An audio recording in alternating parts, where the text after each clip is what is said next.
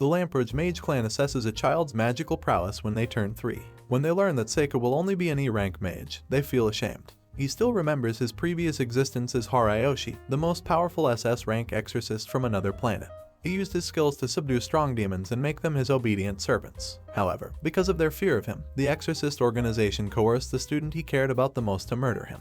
He accepted the idea that having excessive power is a curse rather than a blessing.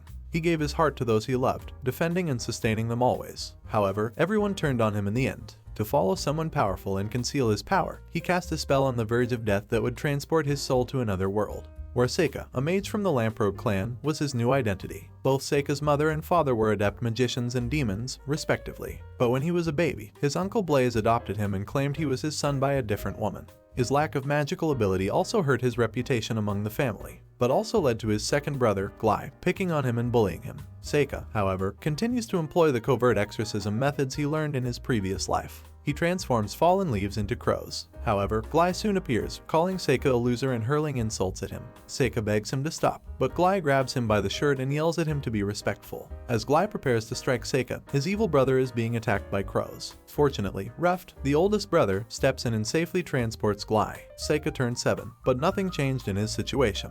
He was still subject to bullying from his brother, who would sometimes throw his clothes into the bushes. However, Seika was fortunate to have Yifa, their adorable and endearing servant, who always seemed to find his clothes. But that good fortune also brought Glai, who revealed that she was the one being bullied in addition to her brother, Seika. He bragged that he was a prodigy mage who was going to the Ladonia Mage Academy. The following day, Seika is permitted to participate in his brother's magic lessons under their father's supervision.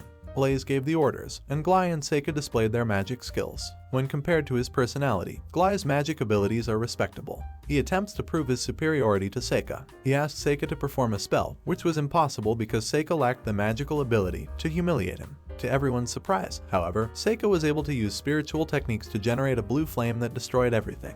Not only was everyone impressed, but Glai also took part in his first walk of shame. Blaze refused Seika's request for their father to teach him magic, claiming there was no hope for him. He used his charms and watched his brother's magical training closely. Seika summoned a spiritual door to test his spiritual abilities after turning 11 though. Unexpectedly, his former lover and servant Yuki, an S-ranked spirit fox, appeared at the door. Yuki hit on Seika's head because she wanted to be with Seika in this world and didn't want to be seen. Then, Yifa asked Seika for assistance and led him to the garden where they discovered a small injured creature. The monster was healed after Seika used some of its furs to cast a spell on a talisman. Yifa was in awe and declared to Seika that he was unique. But Seika countered that Yifa was extraordinary in and of herself. Seika remarked that he had always noticed her special gift of seeing spirits before inquiring as to whether she was also able to see elementals, which are magical energies that move about. Yifa acknowledged she could and informed him of how she had discovered his clothing. There is something odd about him, though, as the elementals gather around his possessions while avoiding him as if they were afraid. She responded that she lacked magical ability when he asked her if she would like to learn magic. He summoned a fireball and gave her the order to tell the spirits to put it out of sight. Seika saw that she had accomplished his goal and was pleased with himself. He chooses to train someone who might be an S rank while continuing to be the strongest in the background.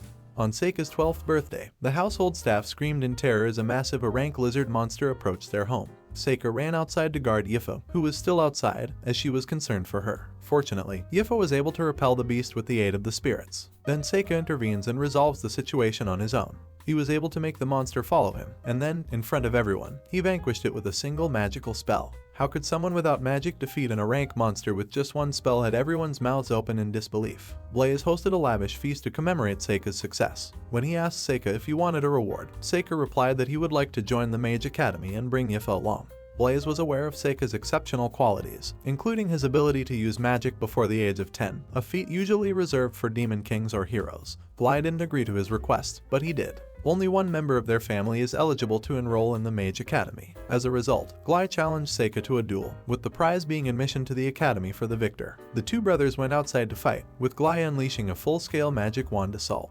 He attempted to harm Seika using fire and wind, but Seika erected a thin barrier to defend himself. Then Seika performed some bizarre voodoo using a talisman paper. Glai found himself immobilized before his arm was broken with a quick twist of the paper. Glai lost the battle because he was unable to endure the pain any longer and collapsed. The following day, Seika bid the family farewell and left with Yifa on his journey. He gave Yifa a magical stone necklace on the way that would summon the elementals to her, enhancing her power. They eventually arrived at the Ladonia Mage Academy after a few days. They were required to demonstrate their elemental prowess and magic abilities here. As she stood up, Yifa reached out and touched the crystal. She was able to use both the fire and wind elements as they lit up in various shades of red and green. Seika's turn to shine comes next, but the ball doesn't. Although the instructor was perplexed, Seika is like, "Yes, I lack magical abilities. What did you expect?" Seika was permitted to take the assessment despite being thought to be an incomparable idiot. Many people discussed this and claimed that Seika was using his family's influence to enroll in the academy. Then Onmyouji, a young woman with red hair, suddenly rose to her feet. She reminded Seika of his ideal self from his previous life, the person who killed him. When she placed her hand on the crystal, a brilliant white light started to emanate from it.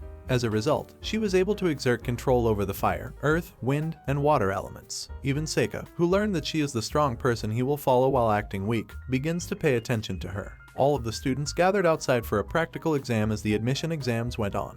They were to focus their magical prowess on a target, as Cordell had instructed. The second target was destroyed when Yifa unleashed her wind power after using her flame power to start a fire. Given how far his apprentice had come, Seika was pleased with her development. Seika's turn to perform was now. He fired blue fireballs at the target, which they burned through. He combined earth and metal for the next target, causing them to fracture and crystallize into stone cubes. The final target was frozen with ice after Seika used a magical spell that unleashed a powerful water splash, shocking everyone in the room. When the results were finally made public, Seika came in third, trailing Yifa and Onmyouji in first and second, respectively. Seika noticed something odd on the way to the entrance ceremony: dark elementals and an enigmatic magic circle drawn on the academy grounds. He quickly commanded his talismans to keep watch and look into what was happening.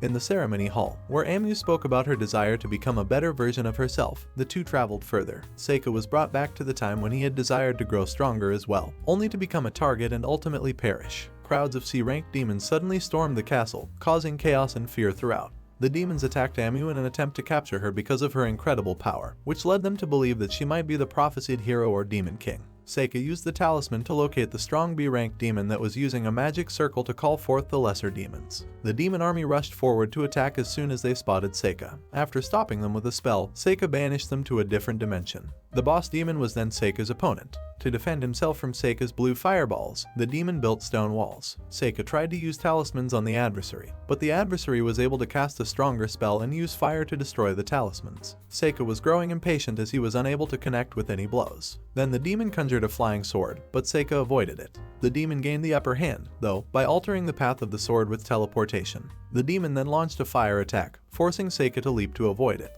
Sadly, the demon teleported in front of Seika and severed his arm. Seika reacts quickly and leaps out of the way, dodging the demon's numerous swords. However, before they could take any further action, a demon attacked from behind and severed Seika's head. After that, the demon starts to leave when all of a sudden he hears a voice chanting a poem.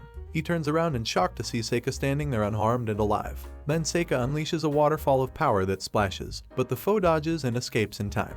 Then Seika summons a lighting demon to unleash a thunderbolt on the demonic creature. Out of it, a dragon emerges and charges at the demon, devouring it in the air. When he entered the ceremony hall again, he discovered Onmyouji had eliminated every monster by herself. Seika was concerned that having such strength could put her in danger, just as it had for him in his previous life, although everyone was impressed by her strength. Seika decided to become friends with Onmyouji to conceal his abilities while also protecting her from becoming just like him. As soon as things returned to normal, Seika and Yifa notice something strange in the sky while they are walking to class. It's a barrel filled with demon blood. Seika used a unique paper talisman to swiftly transport them to a safe location because he was aware that it might be dangerous. Then their teacher Cordell appeared and revealed that he had been using the barrel to practice dark magic. Seika, however, found this odd because typically those who have an affinity for the light elements are unable to control dark magic. Thinking about it as he arrived at the class, he soon realized that 2 students would be chosen to make an offering at a nearby temple in honor of the school's anniversary. After being chosen, Onmyouji and Seika headed toward the forest and came across a strange circle drawn on a log. They were abruptly teleported to a dungeon as soon as they were close enough. When several demons start to attack, Onmyouji quickly releases her flame power to defeat them. An invisible foe suddenly materialized behind her, however, out of nowhere. Seika quickly impaled it with a wood spell after spotting it. Seika dispersed talismans throughout the dungeon so the ones on the surface can react once he approaches because they were unable to find their way out. They were surrounded by a large horde of B-ranked monsters in the blink of an eye. Onmyouji rushed forward and slashed them one by one without missing a beat. She severed the arm of a monster that attempted to stop her. She then received a powerful kick from the monster, knocking her out of it. Seika quickly produced wood from the ground after noticing that Onmyouji was surrounded by numerous monsters and dispatched them all in one blow. The last of the demons was then vanquished by Seika using a massive centipede. Onmyouji woke after the battle was over and expressed her gratitude to Seika for saving and healing her. But all of a sudden, she began to experience a terrible headache that wouldn't go away. Seika believed that Onmyouji was cursed, so he built a wall around them to help break the spell. They were unable to remain inside the barrier indefinitely, unfortunately. Seika, therefore, devised a scheme to employ her hair and transfer the curse to his talisman. Spending time together allows Onmyouji and Seika to get to know one another better and develop a close relationship. Seika admitted that Yifa was like a relative to him after Onmyouji made fun of him about his relationship with her. Due to her love of fighting and combat, Onmyouji admitted that since she was a young child, people had thought she was unusual. However, Seika didn't give it a second thought and accepted Onmyouji anyway, which made Onmyouji very happy. They came across a room that contained the formidable S-rank demon boss Naga while looking for a way out. Even a group of ranked adventurers would struggle to defeat such a powerful foe, and she was quite frightened at the idea of facing it. But Seika was determined not to flee, so he devised a scheme to trick the monster. Onmyouji attacked it from behind while he charged in and started throwing rocks at it. Naga spat acid in retaliation, but Seika avoided it. Then, Onmyouji fired a fireball at Naga's head as Seika struck him with an exploding blade. The formidable beast was finally slain when Onmyouji made her finishing strike with her sword. Onmyouji gave Seika a big hug because she was so happy to have fought alongside her. After everything was said and done, they vowed to one another that they would start an adventuring group after graduating. Seika informs Cordell of the trap buried beneath the temple when she returns. He knows that Cordell ordered them to the dungeon and was behind the attack during the entrance ceremony. The teacher then admits that he is a human working for the demons when the student confronts him. He created a curse that imitates an illness and can be cast from a distance to kill the hero, to enable Onmyouji to battle the demons and become stained with their blood, which set off the curse. The demons had to attack the academy. After killing the demon he had summoned from the locked door, Seika became the new target as its blood flew over him. Cordell doesn't comprehend Seika's self-cursing, but as an exorcist, Seika has always focused on casting curses. He begins reciting his mantra as he lifts the creator's curse. Cordell started to bleed from his mouth and eyes as a result of his curse. He eventually succumbed to the suffering. Thankfully, after all the chaos, Seika has a chance to unwind and spend time with Onmyouji, the person he will use to conceal his abilities. For more anime recap, click here to subscribe and watch more. Thanks for watching.